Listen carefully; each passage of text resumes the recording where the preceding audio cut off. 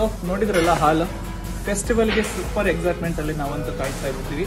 October 15-16ನೇ ತಾರೀಕು 2 ದಿನ boss day festival.